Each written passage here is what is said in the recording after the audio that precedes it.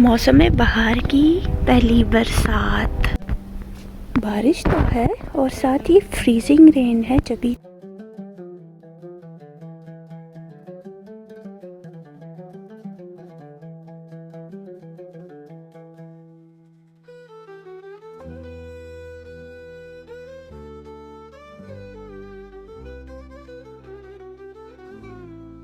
Hello hello जी, अस्सलाम वालेकुम। कैसे हैं आप सब? उम्मीद करती हूँ सब ठीक होंगे, खैर आफियत से होंगे। मैं भी एकदम ठीक हूँ। मौसम का हाल तो आप देख ही रहे होंगे कि किस तरह का हो रहा है मौसम का हाल। काफ़ी दिन से इस तरह से क्लाउडी सनी इस तरह के दिन चल रहे थे और अब तो अच्छा खासा क्लाउडी वेदर है। ठंड जाते जाते फिर से पलट के आ गई है। और खैर से माह रमज़ानुल मुबारक जो इतना जल्दी आया और जल्दी से गुज़र भी रहा है। पहले से हमें हैरत होती थी कि जो हमारे मरहूमीन जो वफ़ात पा चुके हैं उनके लिए वक्त कैसे गुज़र रहा होगा। क्या उनके लिए क़यामत हो गई, हिसाब किताब, जन्नत जहन्नुम का फ़ैसला सब हो गया, या फिर वो भी क़यामत के इंतज़ार में है कि कब क़यामत हो तो हम इन सब के साथ उठें, हमें अल्लाह उठाएगा और हमारा हिसाब किताब होगा सबका एक ही दिन हश्र में। तो पहले ऐसे होता था कि वक्त कैसे गुजर रहा हो उन लोगों के लिए, इतना लंबा वक्त। लेकिन अब जो इस तरह से देख रहे हैं कि किस तरह से साल महीनों में, महीने दिनों में, और दिन जो है घंटों और मिनटों सेकंडों में इस तरह से बदल रहे हैं, तो समझ आ रही है कि अल्लाह ताला का ये निज़ाम ही है जो हमारी समझ से तो बालतर है। तो खैर इसी के साथ ही जो है बस अब अपनी रेसिपी स्टार्ट करते हैं। मूंग दाल के पकोड़े बना रही थी, तो उसके लिए 1 कप मूंग दाल को मैंने अच्छी तरह वॉश करके गर्म पानी के साथ भिगो के रख दिया था 4-5 घंटे तक। और अब उसको ब्लेंडर में डाल के अच्छी तरह ब्लेंड कर लूँ। पानी बहुत ही कम डाला था मैंने इसमें ताकि वो एक थिक सा पेस्ट बन जाए। और साथ ही थोड़ी सी फ्रोज़न हरी मिर्चें मैंने डाल के उसको ग्राइंड किया था। तो अब यहाँ पे देख लें पेस्ट अच्छी तरह से ग्राइंड हो चुका है। प्याज चॉप करके डाल दी। बस अब कुछ स्पाइसेस जैसे हम बेसन के पकोड़े बनाने के लिए डालते हैं तो इसमें भी वही सारी चीज़ें डाल देंगे। साबित धनिया, चाट मसाला, नमक, थोड़ा सोडा, थोड़ा गार्लिक पाउडर। तो ये सारी चीज़ें शामिल करके बस इसको मैं अच्छी तरह से मिक्स कर लूँगी। साथ ही ऑयल रख दूँगी गर्म होने के लिए। और अगर आप लोगों को बैकग्राउंड से जो है आवाज़ें आए तो क्या करूँ, भी रात का टाइम है, वॉइस ओवर कर रही हूँ और हीटिंग सिस्टम ऑन हो गया, उसकी आवाज़ आई। अब दूसरी साइड पे आई तो यहाँ पे फ्रिज ऑन हो गया, तो हर तरफ से आवाज़ें आ रही हैं। टाइम नहीं मिल रहा था वीडियो एडिट करने का और रमज़ान देख ले ख़त्म हुआ जा रहा है। हमारे पास रेसिपीज़ इतनी ज़्यादा सेफ थी, ये बनाना है वो बनाना है, सोचा तो बहुत था, लेकिन रमज़ान इतनी तेज़ी से गुजरा कि हमारी रेसिपीज़ ही अधूरी रह गई। कुछ ही रेसिपीज़ बनाई, बाकी तो सारे आइडियाज़ वैसे ही रह गए और बाकी टाइम उतना मज़ा नहीं आता है जो रमज़ान में आता है। तो खैर यहाँ पे देख लिया पकौड़ों का मिक्सचर तो अच्छे से तैयार हो चुका है। और ये रेसिपी भी जो है मैंने कुक्ड बाय सबीन के चैनल से ली है, उन्होंने बनाए थे और वो हमेशा बनाती हैं, तो मैंने सोचा चलो ट्राई करती हूँ। देख ले बस अब यहाँ पे घी अच्छी तरह गर्म हो चुका है। बस पकौड़ों की तरह इसको डालते जाएंगे और अच्छे से इसको गोल्डन फ्राई कर लेंगे। और एकदम मज़ेदार से क्रंची पकौड़े बने थे, बेसन के पकौड़ों से भी ज़्यादा मज़े के लग रहे थे।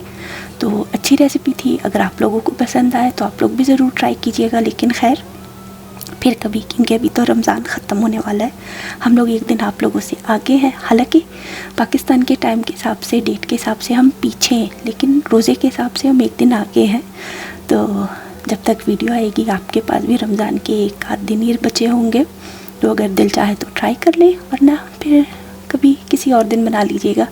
खैर यहाँ टेबल सेट हो चुकी है, पकोड़े बना लिए थे, साथ ही जो है फिर खाने में और क्या बनाया था भाई, हाँ तो मैं भूल बहुत जाती हूँ कि मैंने बनाया और क्या क्या था। हाँ यहाँ पे चिकन का कीमा है, चने की दाल बनाई है, फ्रूट चाट है और शरबत।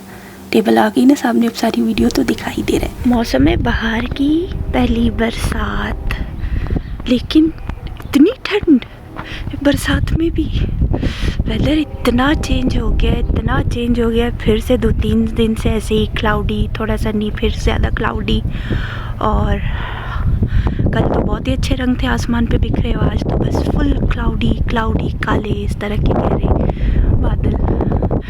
और हवा बहुत ठंडी है, अब पता नहीं बारिश के साथ फिर स्नो भी होगी या नहीं, लेकिन बारिश बहुत ही मध्यम लेकिन अच्छी हुई है कि सब जगह भीग भी गई है और ठंड भी बढ़ गई है। तो मैं चलती हूँ अपनी गार्बेज ड्यूटी निभाती हूँ, फिर मिलते हैं आप लोगों से बाकी के वक्त में।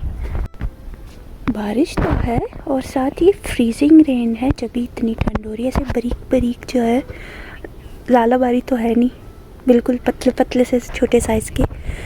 ये बारिश जो इतनी ठंड है तो उस वजह से ये फ्रीजिंग रेन बन रही है, जब भी इतनी ठंड है भाई। तो जनाब आज है अगला दिन, क्योंकि ये व्लॉग भी जो है 2-3 दिन का मिक्सचर ही है। वीडियोस थोड़ी थोड़ी जो बनाई थी वो सब एडिट कर लिए। तो यहाँ पे मैंने आलू बॉईल कर लिए थे, तो यहाँ पे उस पर सारे स्पाइसेस शामिल कर रही हूँ।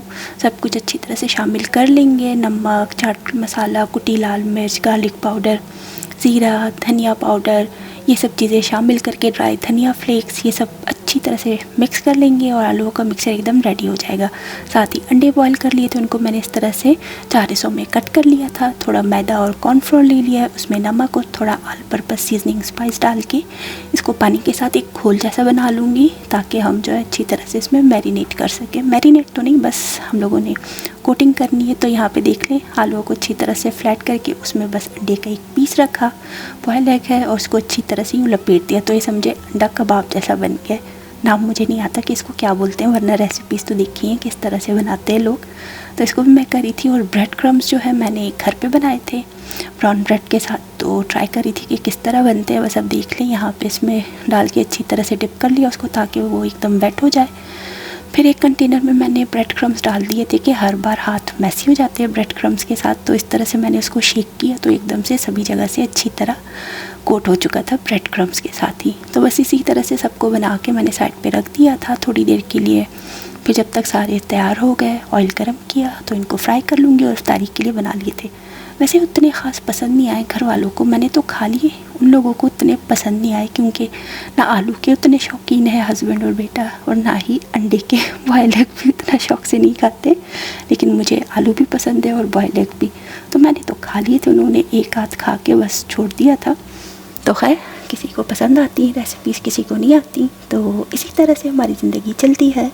तो बस फिर इसी के साथ ही मैं फिर आप सब लोगों से इजाज़त ले लूँगी, क्योंकि यही रेसिपी है। और आप सब लोगों को एडवांस में ईद मुबारक। हमारे पास संडे को शायद मुमकिन ही है कि ईद हो। अब आप लोगों को देखते हैं पाकिस्तान में भी संडे को करते हैं या फिर मंडे को। तो आप लोगों को अभी से एडवांस में ईद मुबारक।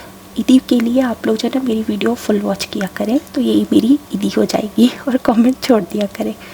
तो बस फिर इसी के साथ ही जो है अब अपनी टेबल सेट करके फिर मैं आप सबसे इजाज़त ले लूँगी।